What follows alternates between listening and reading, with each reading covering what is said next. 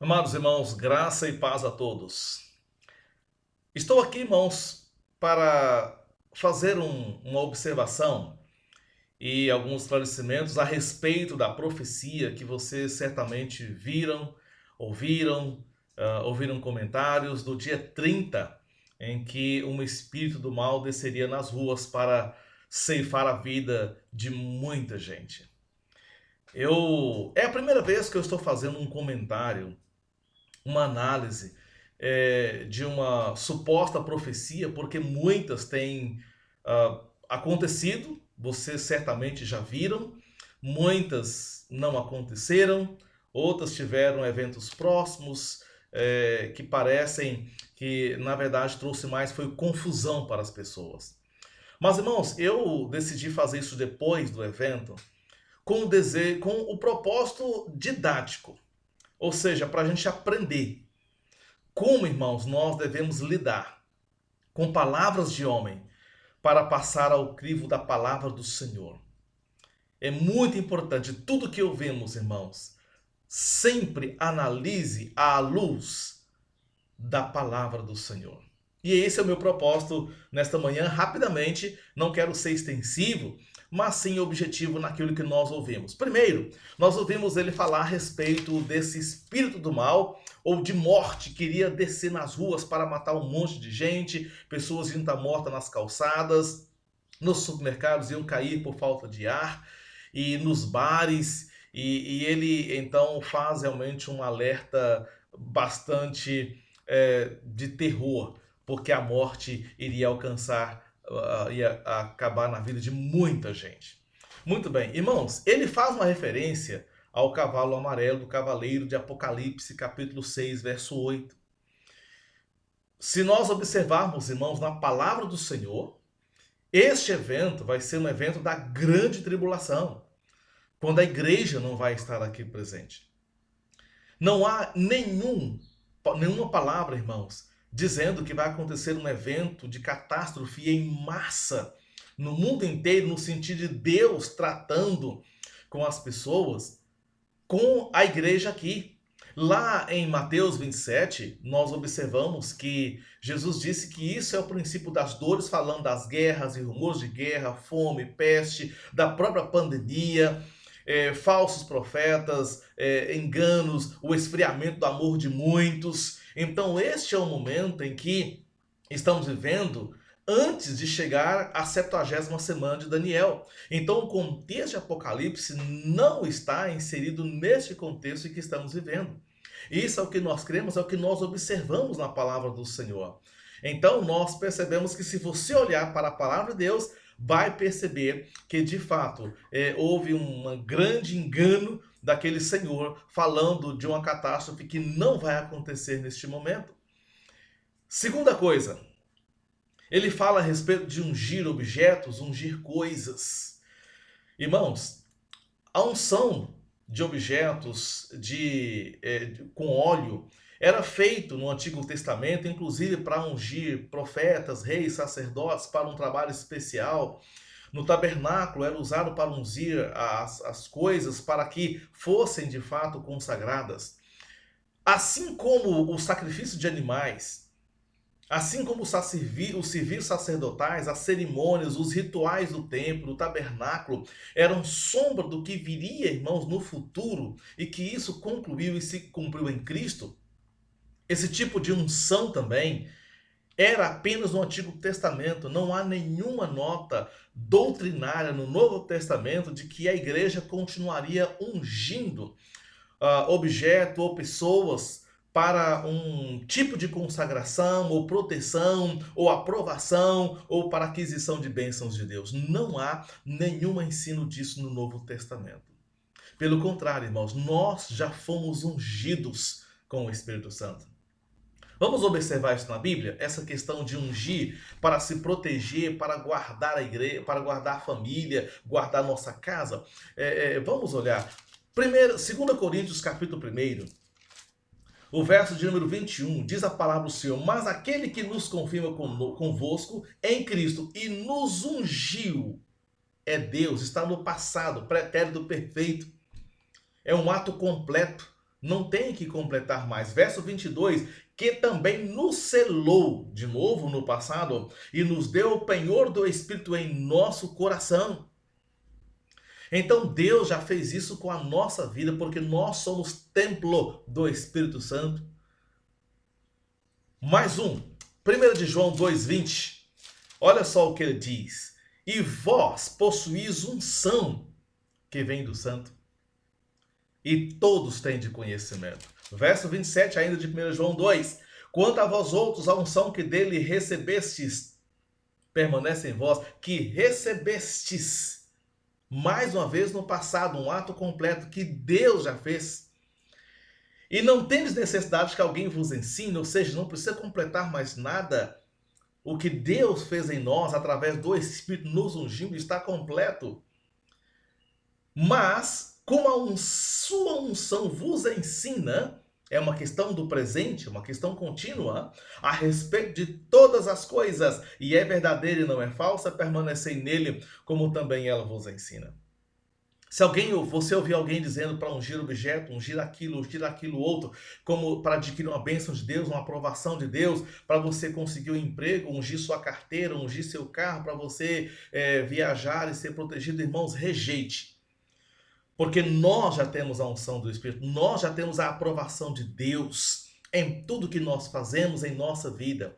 Nós temos duas passagens que falam de unção, lá em Marcos, capítulo 6, verso 12 e 13, quando os discípulos estavam pregando o evangelho e curou algumas pessoas ungindo com óleo.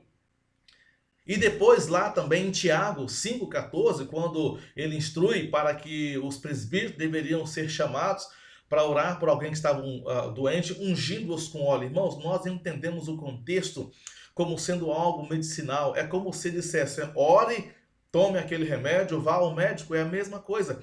Nessas duas passagens não tem conotação espiritual, como se tivesse que completar ou adicionar mais bênçãos de Deus, como se não fosse completo aquilo que Deus fez em nós. Então, é o que nós percebemos. Então, para proteger do espírito do mal, precisar ungir, se nós já temos a proteção de Deus?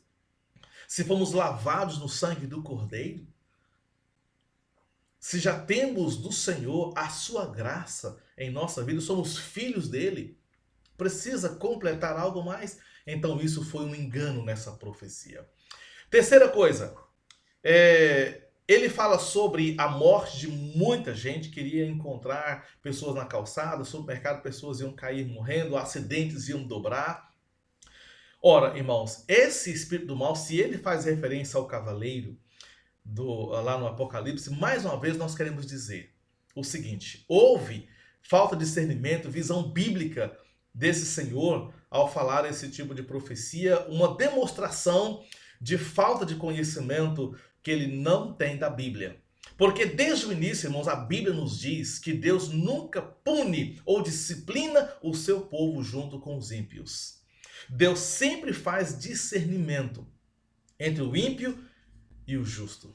Ele não faz isso junto. Vamos observar um exemplo disso, que foi também momento de morte em massa, na 10ª praga do Egito, na morte dos primogênitos, quando Deus atingiu o limite de punir o Egito para tirar o seu povo de lá. Olha o que ele fala antes de mandar a praga ao anunciá-la. Êxodo 11, verso 6.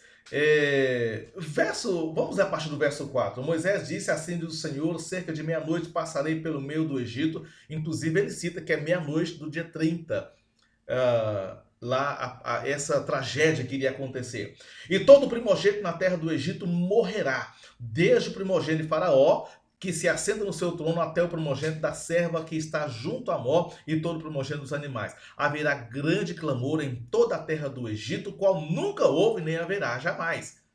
Verso 7. Porém, contra nenhum dos filhos de Israel, desde os homens até os animais, nem ainda um cão rosnará, para que saibais que o Senhor faz distinção entre os egípcios e os israelitas. Irmãos, quando se trata de punição, de julgamento, Deus não faz isso junto com os seus servos, misturado com os ímpios. Deus faz distinção.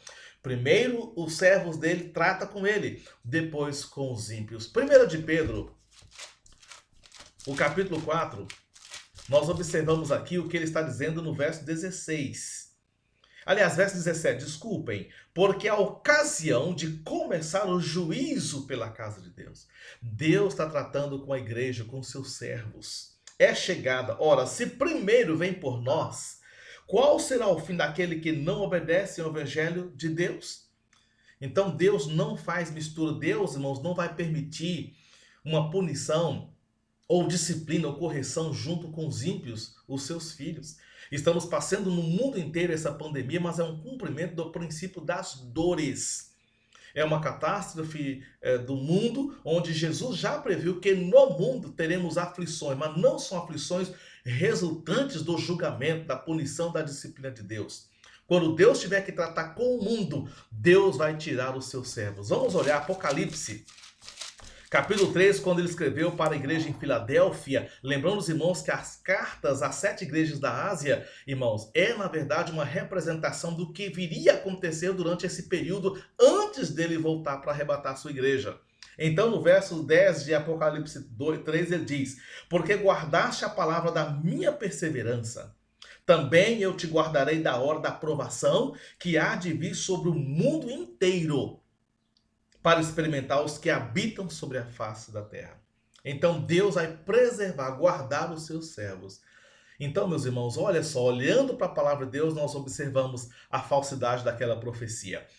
E 4, irmãos, a palavra de Deus está completa. A Bíblia, os 66 livros, estão completos. Deus não vai falar nada para alguém em particular, além daquilo que a sua palavra já predeterminou, já anunciou, já revelou. O que Deus tem que falar, ele fala para todos. Não é só para uma pessoa, até porque nós temos muitos servos de Deus, homens de Deus que ele chamou para o ministério, para pastorear suas igrejas. Não creio que Deus vai deixar oculto aquilo que ele tem que fazer, uma vez que a sua palavra registrada é para todos. Deus não vai usar uma pessoa para falar numa noite, em coisa particular, aquilo que ele já falou. E muito mais além daquilo que ele já preordenou e já planejou durante esse período. Portanto, meus irmãos, se você ouvir alguém dizer: Deus falou comigo, esta noite Deus mandou me avisar, Deus mandou falar para a igreja, isso é um engano, rejeite. E eu vou muito além, até com a autoridade da Bíblia, para dizer que em muitos casos, esses são, na verdade, incitados por Satanás, por espíritos enganadores, como diz lá em 1 Timóteo 4, para proferir mentiras e para enganar muita gente. Portanto, não acredite, não dê ouvido só dizer que Deus não falou. Não, irmãos, Deus falou para todos. É interessante que a palavra de Deus, ela tem 4 pontos que eu gostaria de falar aqui. Primeiro, 4 coisas. Deus revelou para os seus servos. Segundo, ele inspirou nos seus servos. Quarto, ele dirigiu para que sua palavra fosse registrada. E quarto, ela foi preservada durante todos esses séculos. Ela foi preservada. Para quê? Para chegar até nós e compreendermos o que está escrito e revelado o que vai acontecer. Portanto, não há palavras além, não há tipos de profecias além do que está escrito aqui para pessoas particulares. E uma outra coisa interessante, irmãos, que, como acontece com todo respeito aos nossos irmãos pentecostais, mas infelizmente, todas as vezes que há esse tipo de profecia, as pessoas alteram seu estado emocional. Ele fala diferente, ele começa a falar de forma assim para impressionar as pessoas, inclusive incluindo línguas estranhas, línguas que ninguém entende, começa a inserir ali.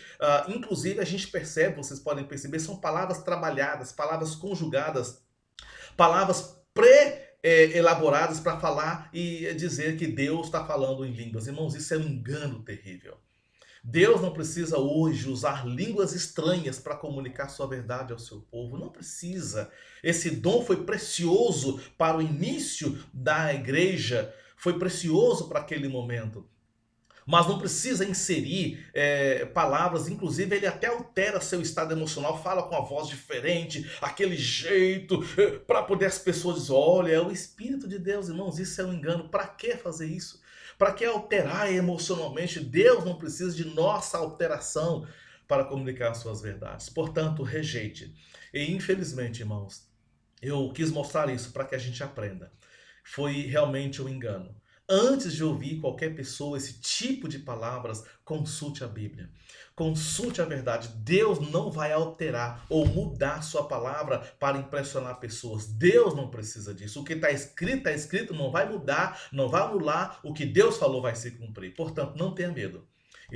Eu não sei como que a igreja lá desse local vai tratar com esse pastor, porque lá em Deuteronômio, capítulo 18, olha o que a Bíblia diz aqui. Porém, o profeta que presumir falar alguma palavra em meu nome, que eu não lhe mandei falar, ou que falar em nome de outros deuses, será morto. Isso para o Antigo Testamento, não é o que vai acontecer hoje, é claro. Se disseres no teu coração, como conheceria a palavra que o Senhor me falou? Talvez você esteja preocupado com isso. A Bíblia já está revelada. Sabe que quando esse profeta falar em nome do Senhor e a palavra desse profeta não se cumprir nem suceder como profetizou, esta é a palavra que o Senhor não disse. Com soberba falou tal profeta, não tenhas temor dele. Então está aqui, irmão. Nós não devemos desprezar profecias, como diz lá em 1 Tessalonicenses 5. Não desprezeis, não tratei com menosprezo, com desrespeito. Mas ele diz, julgai todas as coisas, retende o que é bom. Espero que os irmãos tenham aprendido. Espero que nós possamos, irmãos, com isso, não deixar que qualquer palavras extras venha causar temor e confusão e dúvida em nós, porque a palavra de Deus está aqui para nos guiar e nos mostrar a verdade. E seguramente estamos preparados para a volta de Jesus. Que Deus nos abençoe.